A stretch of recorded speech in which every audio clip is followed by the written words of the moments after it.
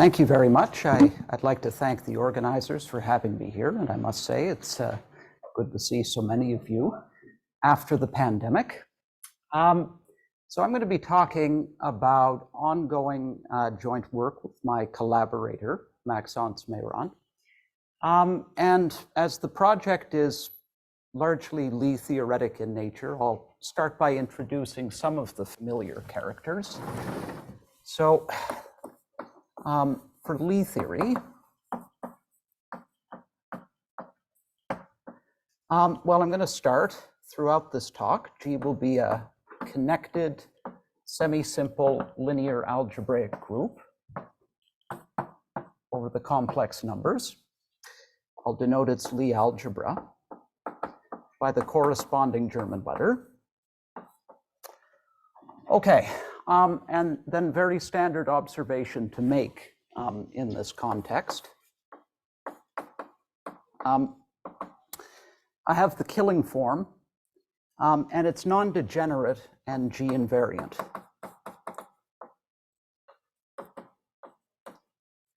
And as such, it affords me a G module isomorphism between the adjoint and coadjoint representations.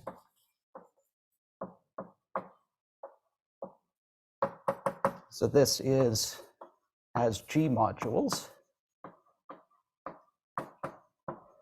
Okay, so in particular, I'm going to identify these throughout the talk. And I'm going to transfer the Poisson structure on the dual over to the original thing. So by means of this, my G is Poisson. Okay. So a little bit more Lie theoretic data that I will need is the following. So what I'm going to do is I'm going to take some conjugacy class of parabolic subalgebras. It could be just the Lie algebra by itself, or it could be all Borel subalgebras, or something in between those two extremes. So C will be a conjugacy class of parabolic subalgebras.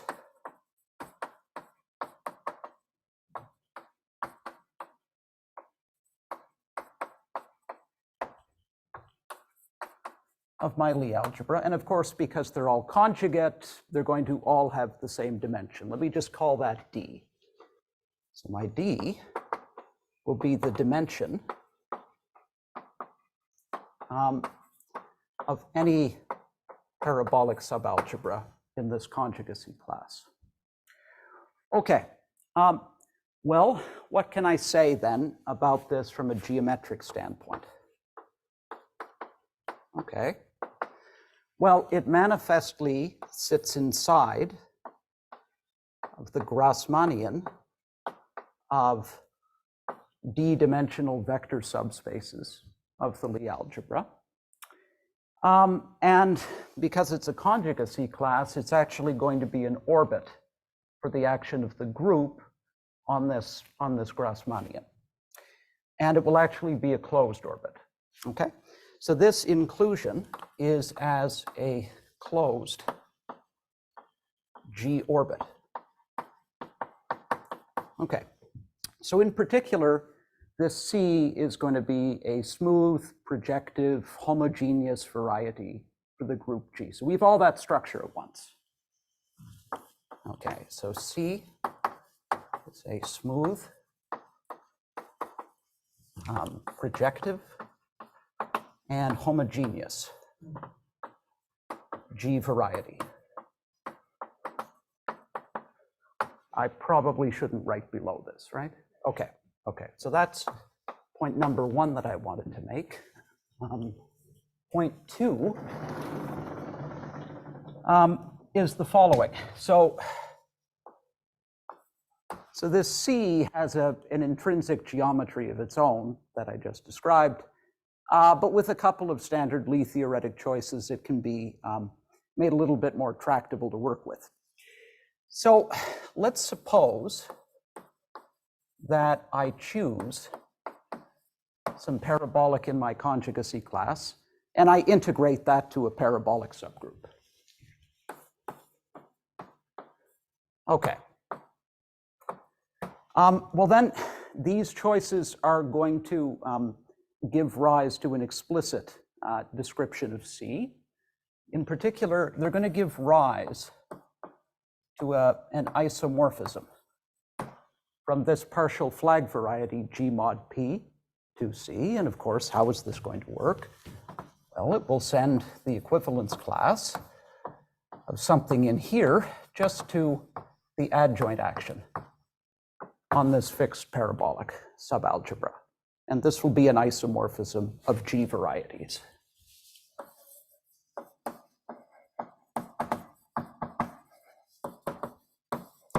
Okay, so I'm going to go back and forth between the sort of more intrinsic description of this C and the G mod P description that you get by making a couple of choices. Okay, so for part 2 then, the Lie theory is essentially done. What I'd like to do is move on to Grothendieck-Springer resolutions.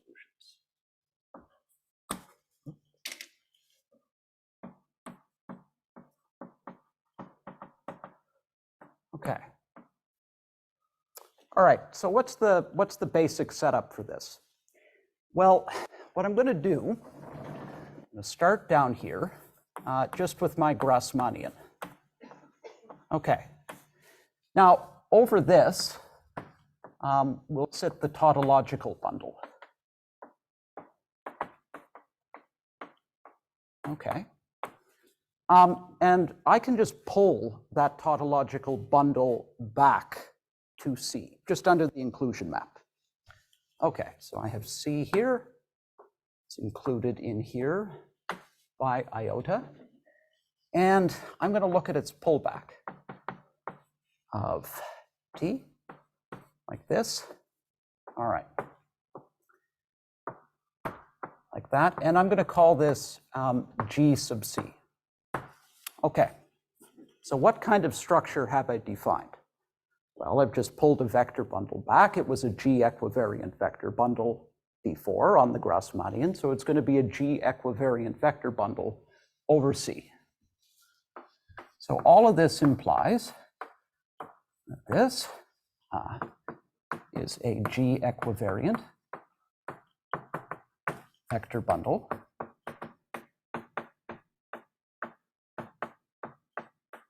over C, like that. But I guess even more concretely, we know what a fiber of the tautological bundle is. It's just over a point, namely a vector space. It is that vector space. And so what that means is this pulled back guy is just going to have the following incidence description. It's going to look like all pairs, P comma X. My parabolic is in my conjugacy class, and X is a point in that parabolic. Okay, so just very concrete like that. Now, before I move on, let me just say we did, after making choices, identify this C with G mod P. So what does this G sub C look like as something sitting over G mod P? Well, it's actually very, very simple. It's just this associated vector bundle, like that. Okay? Okay. So very, very concrete. Any questions so far? Okay. So now what I'd like to do is just to emphasize that while I've presented G sub C as something over C, it's also as legitimately something over the Lie algebra. Instead of projecting to the parabolic subalgebra, I can actually project to the point in the Lie algebra. So I'm going to call that process mu sub C. That will be a map from GC to G, and it will just send P comma X to X like that. Okay, very simple, very intuitive. This map is going to be surjective It's going to be a projective morphism, or proper if you prefer, and it's going to have generically finite fibers. So it's just a very, very slight modification, if you like, of the original Lie algebra. So this is surjective, projective, and has generically finite fibers.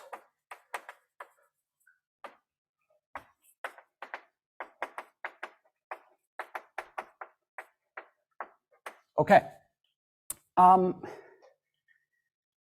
But more fundamentally, it is the means by which to recognize some more geometric structure on this G sub C.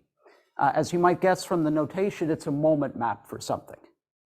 So it's not too hard to show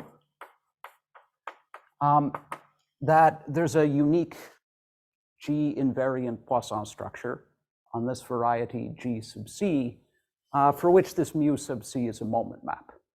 Okay, so I'll write that down. So there exists a unique G invariant Poisson structure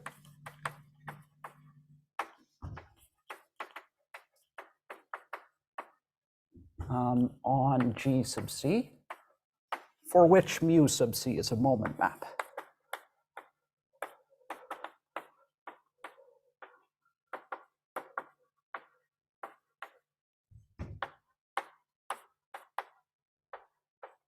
Okay. And so it's this Poisson structure, this unique one, that I'm going to want to work with for the rest of this talk. Okay, but you might say, well, this G sub C, if I make appropriate choices, it is just a G equivariant vector bundle over G mod P. And so what does the Poisson structure look like as a Poisson structure on the total space of that G equivariant vector bundle? Fair enough. So I'd like to kind of discuss that in two steps. Okay, so for the first, my group always comes with two commuting actions of itself, one by left multiplication, one by right multiplication by inverses. Okay. So what I have always is G times G acting on G. Okay. Now, when I quotient the thing on the right by some subgroup, I'm going to lose some of this action. In particular, let's see what happens when I mod out by U. So here, my U is going to be the unipotent radical of that parabolic subgroup that I just chose. Okay? All right, so I'm still going to have this left G action, but I'm going to lose some of the right G action. Instead, what I'm going to get is P mod U acting on this. So that's as much symmetry as I can reasonably expect to preserve. Okay, and well, so from that, I can just take the cotangent lift of this action, right? So what I'm going to get is G times P mod U, and that will act in a Hamiltonian fashion on the cotangent bundle of G mod U. Okay. Yes, U is the unipotent radical of P, exactly. Yep. Okay, but this P mod U action is going to be free. Turns out not too difficult to check. So I can take a geometric quotient by this P mod U action. What I will get is no longer symplectic, but it will be Poisson, and it will retain a Hamiltonian action in the Poisson sense of the left copy of the group G. So what I'm going to have is G acting on the quotient T star G mod U, mod P mod U, and this is going to be Hamiltonian, but in the Poisson sense. Okay, All right. On the other hand, what can we say about this quotient variety? Well, we can say the following. Let's see, so T star G mod U mod P mod U. Well, the cotangent bundle, I can just write that in associated bundle notation, and that will simplify things a lot. So what is this going to be? It's going to be G times sub U of the cotangent space at the identity coset, and now that entire guy, mod P mod U. Okay. But this dual space is really just the annihilator of the unipotent, the annihilator of this nil radical, which is the original parabolic. And I've quotiented by U here, so when I quotient by P mod U, that's just like quotienting by P. So overall, what we get from this picture is just G times P of P, like that, okay? All right, so in a nutshell, what do 1 and 2 give us?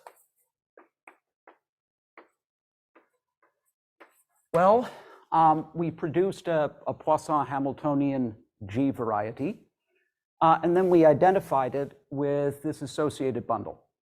So it's telling you that this associated bundle is naturally a Poisson-Hamiltonian G variety. So this G times P of P is a Poisson-Hamiltonian G variety.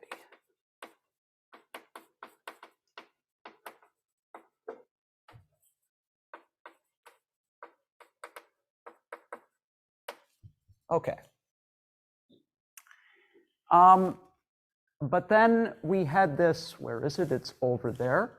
We had this identification of G sub C with this associated bundle. I just said G sub C was Poisson.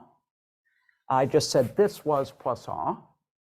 And so that identification that I just wrote down will hold on the level of Poisson varieties as well, it turns out, okay?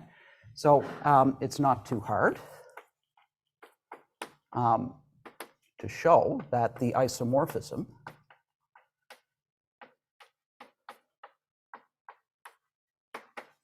from this associated bundle to GC, that this is Poisson.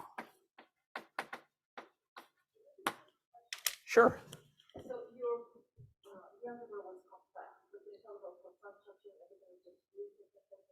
No, no, no. It would be the holomorphic Poisson structure. Yes. Holomorphic, yes, exactly. Mm-hmm. Okay, so again, you can choose between the intrinsic realization of the Poisson structure on G sub C by this proposition right here. Or if you're okay making a few choices and identifying G sub C with an associated vector bundle with that Poisson structure that I just defined, you can get the same Poisson structure on G sub C. So depending on what application you have in mind, one might be better than the other.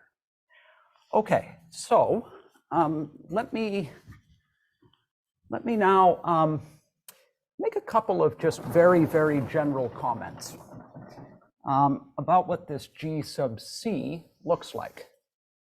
Okay, let's see. Well, this could be interesting.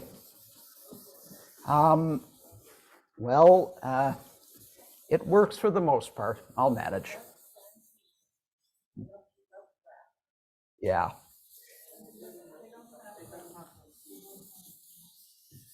That's okay. I will just persevere here. Okay. So let me talk about a couple of special cases here. Okay. So for the first, again, I could just take my conjugacy class to be the Lie algebra sitting by itself. Okay, so I could just take C to be that. Okay, and in so doing, what I've done is I've just recovered in a kind of fancy and pretentious way the original Poisson structure on my Lie algebra. But what I'd like to emphasize for the sake of what is coming next is that this is a highly irregular Poisson variety. It has all kinds of different symplectic leaf dimensions. So let me just emphasize that. So this has symplectic leaves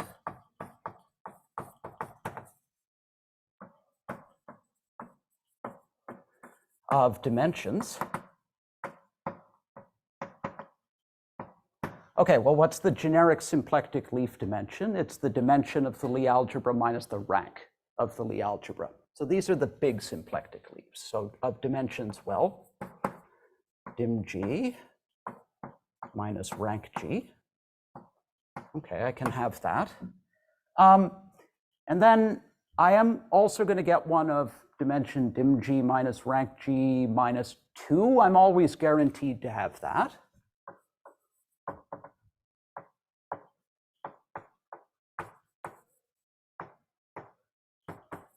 And you might ask, do I get every even number going down to 0? The answer to that is no. So I'm not going to belabor this anymore, but it will eventually go down to 0. Okay. In contrast, though, what I could try to do is I could try to take the other extreme conjugacy class. We call this one B. And this will be all Borel subalgebras.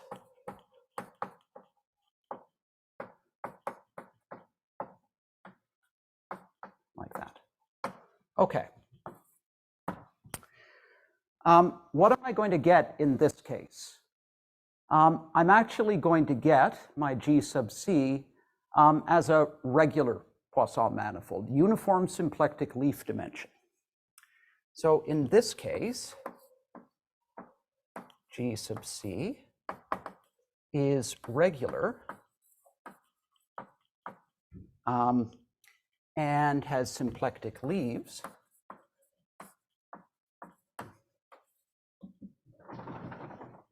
It has symplectic leaves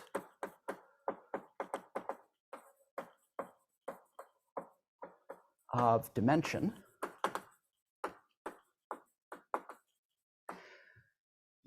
equal to this generic symplectic leaf dimension.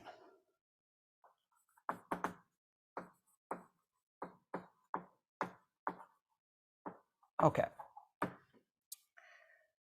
So morally, if you like, this G sub C, in the case I'm taking all Borels, like some kind of regularization of the Lie Poisson structure. It says, well, I'm going to compensate for the fact that I have all these different symplectic leaf dimensions. I'm going to build a space that resembles the original one as much as possible, but takes that generic symplectic leaf dimension and makes it the uniform symplectic leaf dimension. So that's not the sense in which this is going to be a resolution. So this G sub C is often called a Grothendieck-Springer resolution.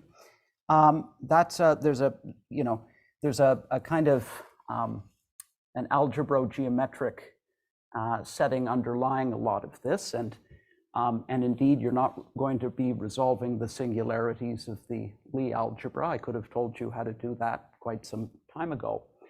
But in this talk, I do want to think of it as some kind of like Poisson regularization of the Lie Poisson structure. Okay. And hopefully this is much better. Okay, so I'd like to move toward reduction. And for that, I'm going to need to integrate this G sub C to a symplectic groupoid. And it turns out that there's a standard way to do that. So it's a proposition, not too hard to prove, is that there exists a canonical symplectic groupoid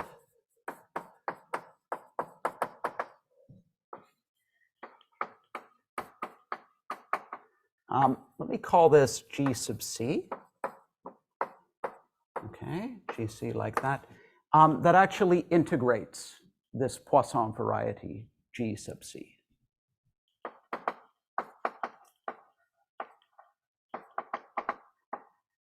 So integrating G sub C.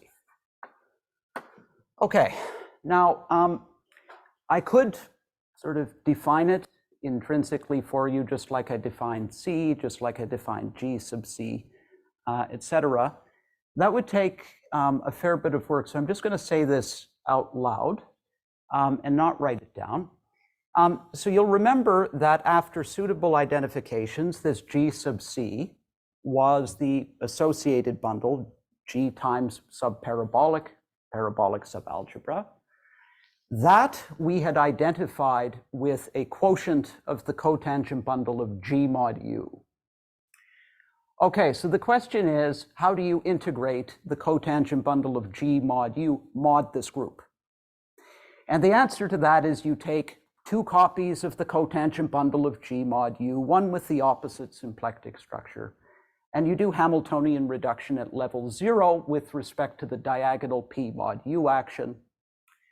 That space will now have two projections down to the cotangent bundle of G mod U, mod P mod U, and those will be the source and target for a symplectic groupoid structure. So in that guise, you can describe this symplectic groupoid very, very cleanly, but I don't really want to get into writing that down because it's a little bit tedious.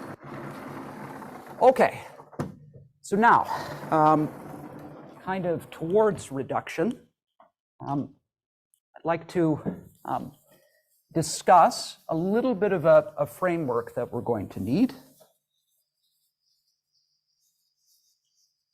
And it will be decidedly schizophrenic in its presentation. You'll see what I mean by that in a minute. So part 3 is going to be reduction along a sub. Okay, so I'm going to want this exposition to be fairly general. So I'll try to accommodate all at once both the algebraic category and the smooth category in a transparent way. So here, submanifold will be one option, or subvariety would be another option.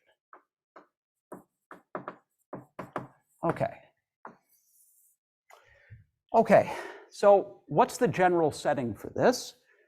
Well, I start with a symplectic groupoid, okay? And I want it to act in a Hamiltonian fashion on some symplectic variety or manifold. So I'll call that M over X, okay? And this, I want to be a Hamiltonian G space for this symplectic groupoid, okay? Well, the base space necessarily is going to have a Poisson structure. Let me adopt some notation for that. So this is the Poisson structure.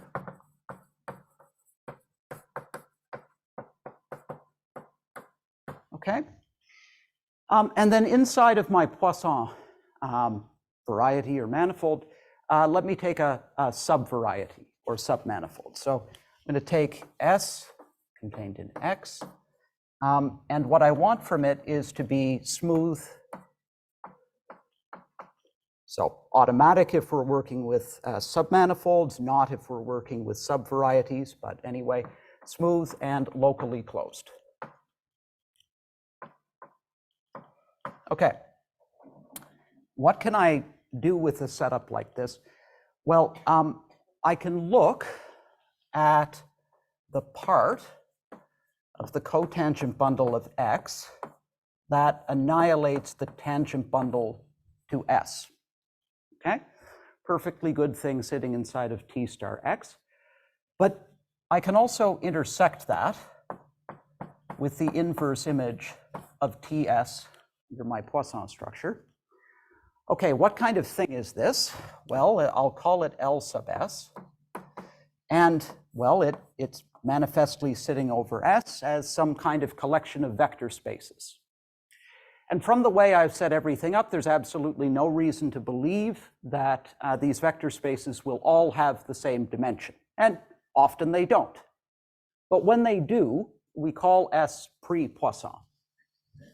That's a definition.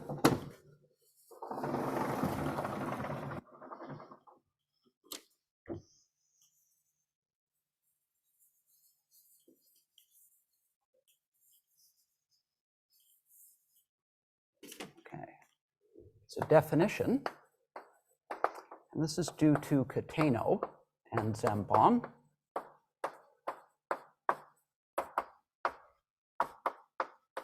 Okay. It's that S is called pre-Poisson if the fibers of this pi have constant dimension. So S is called pre-Poisson. That, if pi has constant fiber dimension.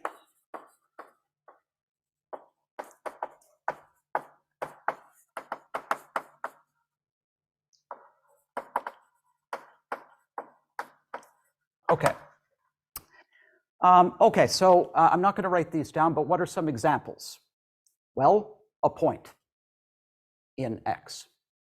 Fair enough, that's not too hard. Constant fiber dimension is pretty automatic. Any Poisson transversal will be an example. Any Poisson submanifold, subvariety will also be an example. And there is a certain sense in which a generic submanifold will be pre-Poisson. So the condition is not quite as restrictive as it would seem to be at first. Okay. So the question is, what do you do with such a thing? Well,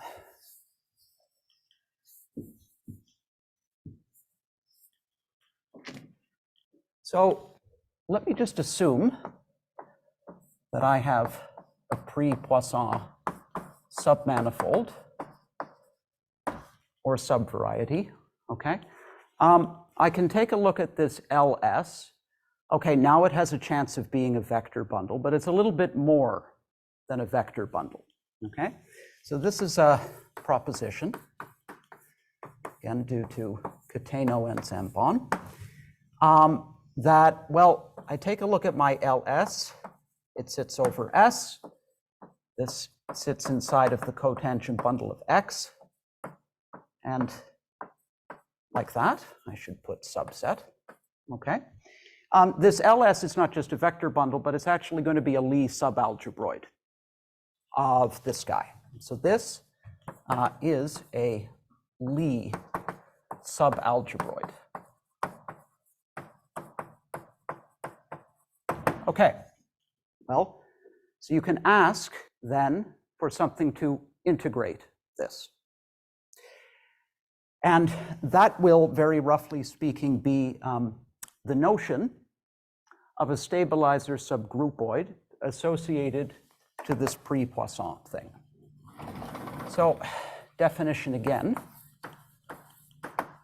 due to Cateno and Zambon. It is that a stabilizer subgroupoid is a Lie subgroupoid that integrates this Lie algebroid plus an extra condition. It has to be isotropic too. Okay, so a stabilizer subgroupoid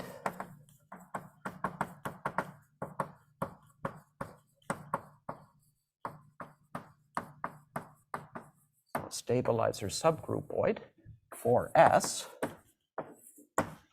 is an isotropic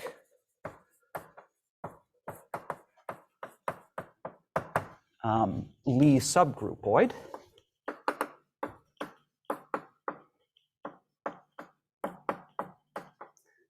Okay, so I'll write it like this. It will sit over S, like that.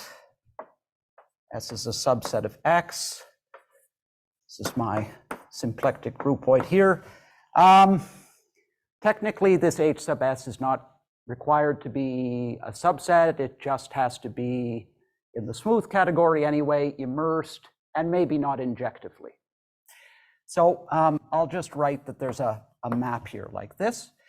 But most importantly, it has to integrate this Lie subalgebroid. So integrating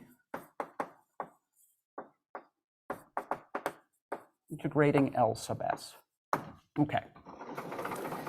Now, the question you might ask is, well, if I have a given pre-Poisson S, am I guaranteed to have a stabilizer subgroupoid at all? Is one guaranteed to even exist? In the smooth category, the answer is yes, and in fact, you can do better. You can guarantee that there will be one which is source-connected, multiple source-connected ones, in fact. So I'll state this as a theorem. That's Cateno-Zambon again, which is that this S will have a source-connected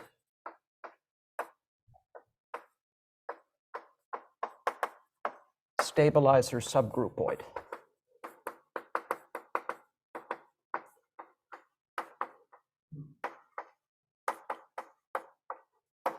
And let me just give it some notation like this. H sub S, I'll put source connected here, and then sitting over S like that.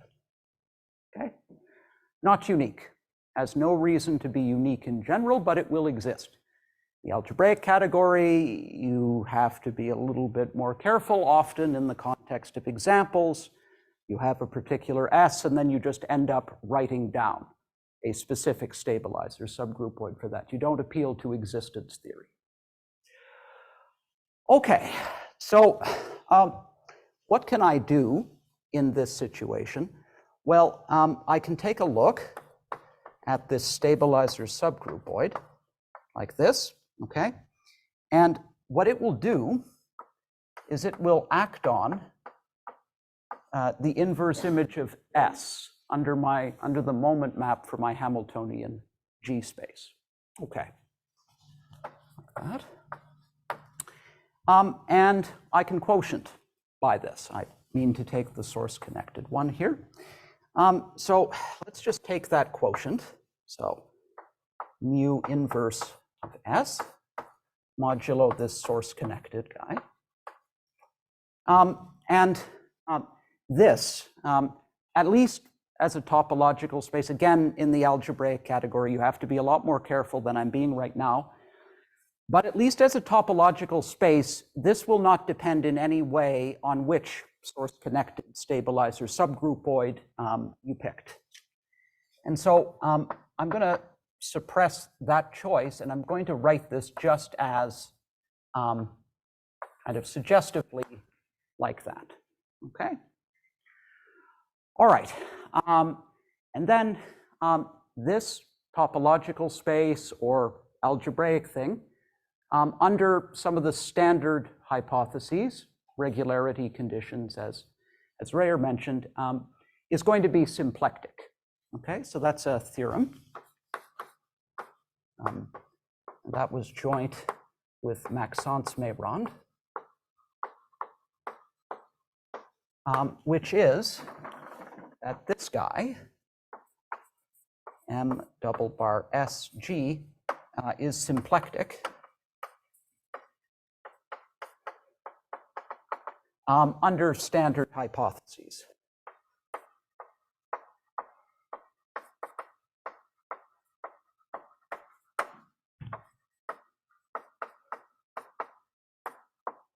Okay, so for those standard hypotheses, think in the context of Marsden-Weinstein reduction, you would often assume that the stabilizer subgroup is acting freely and properly on the level set. There are sort of analogous conditions to this in that setting. Okay, I should say that this sort of construction was designed to encompass some of the existing symplectic reduction constructions. So it was designed to encompass Marsden-Weinstein reduction, Kami-Weinstein reduction for groupoids, symplectic cutting, symplectic implosion.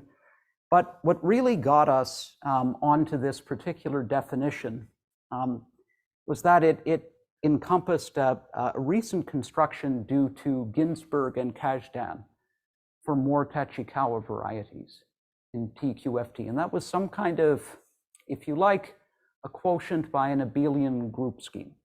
So it didn't really fall under many of the coisotropic reduction techniques that had been in the literature before.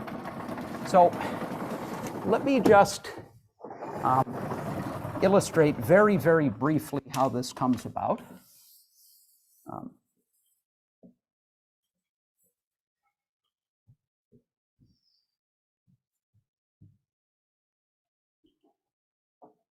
Okay, so last part is a little bit of Moore-Tachikawa theory.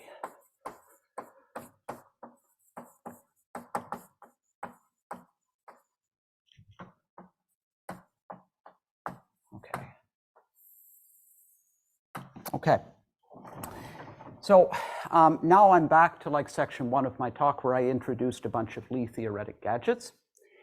So inside of my Lie algebra, what I'm going to do is I'm going to fix a constant slice. So it's a distinguished type of fundamental domain for the adjoint representation on the set of regular elements of the Lie algebra.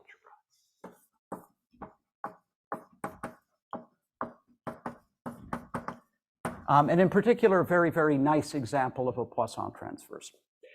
Okay, let me take its pre-image inside of this Grothendieck-Springer space. So I'll call that S sub C. And this will be the inverse image of this constant slice. That'll be a subvariety of G sub C. Because S was a Poisson transversal in the Lie algebra, this is going to be a perfectly nice Poisson transversal, but inside of this Grothendieck-Springer space. Okay, now I'm going to do something a little bit ad hoc looking. I'm going to make use of some integer parameters. Okay, so just bear with me as I write this down.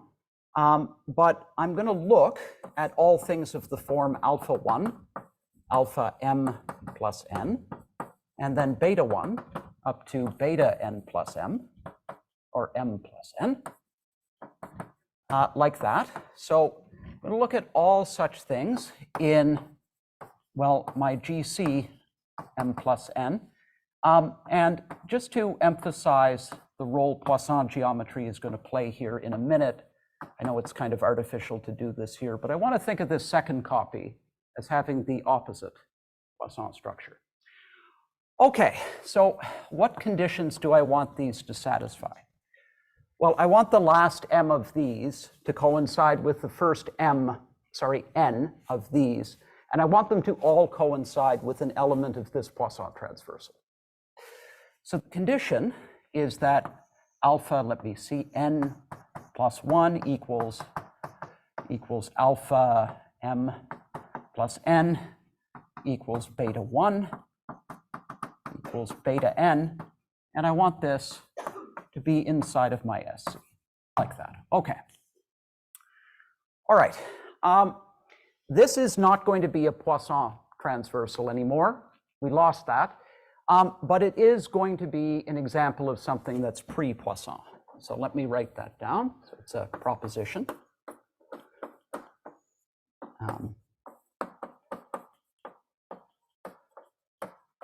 That if I take a look at this S sub C, m comma n, sitting inside of this product Poisson variety,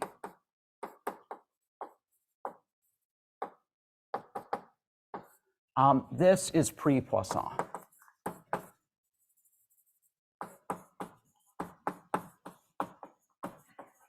For all m and n. Okay. So in particular then, by what I just said, I can now consider reduction with respect to this pre-Poisson subvariety. And what would be an appropriate setting for that? Well, let's just take the symplectic groupoid that I told you that integrates this generalized Grothendieck-Springer resolution. Let's take m plus n copies of that. Okay, so that's going to have quite a lot of symmetry in much the same way as the cotangent bundle of G has left and right Hamiltonian G actions. This is going to have left and right Hamiltonian actions for this symplectic groupoid right here. So I could consider, among other things, reducing this by GC m plus n. Technically, I should take this one with the opposite structure, like that. And then, well, I can just reduce that along this pre-Poisson guy, like that, okay? Now I'm working algebraically here, and so technically I have to be a lot more careful than I'm being about how this is defined. It's not just a sort of naive quotient necessarily. You have to take some care. But anyway, it can be done. And I'm going to call this MT, Moore-Tachikawa, for m comma n. Okay. And this is, I should say, not necessarily symplectic. It's generically symplectic, always Poisson, and it's a scheme, as I've defined it. So it may not actually be an algebraic variety. Okay.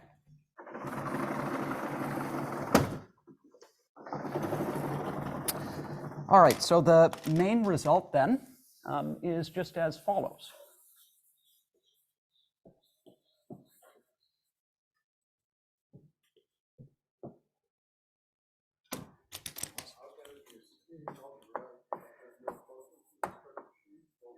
That's not the issue. The issue is that even if I just take C to be the Lie algebra sitting by itself, the coordinate ring you would want this guy to have may not be finitely generated. So that's not even known. In type A, I think Ginsburg and Kazdan, also Braverman, Finkelberg, Nakajima have an argument that it is finitely generated. But in general Lie type, this is not known to be true. So we have to just say it's a scheme for now.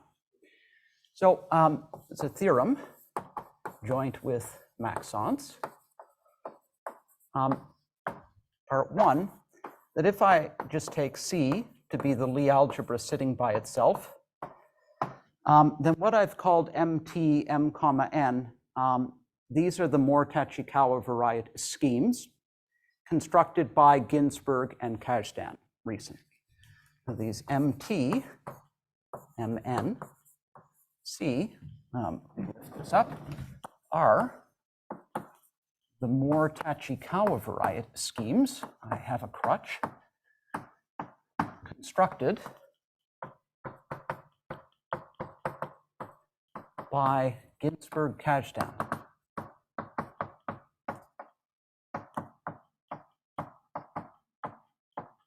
Okay, and the whole point of that was to, if you like, verify the Moore-Tachikawa conjecture, which is about the existence of a TQFT valued in a certain category of holomorphic symplectic varieties.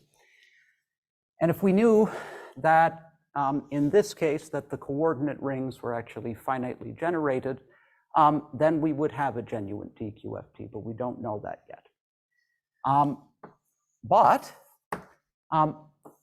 if we just take C to be the Borels again, well, then the situation gets a little bit easier.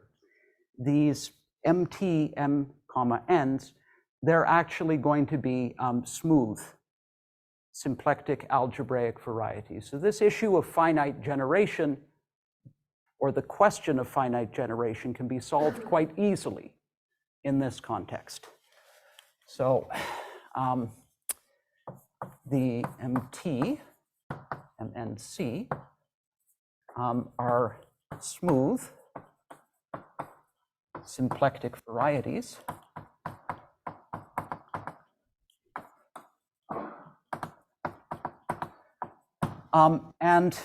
They actually solve in the affirmative an appropriately tweaked version of the question that Moore and Tachikawa asked. So I will be a little cryptic about this, but I will just say they define a TQFT valued in I'll put this in quotations, a one-shifted Weinstein symplectic category.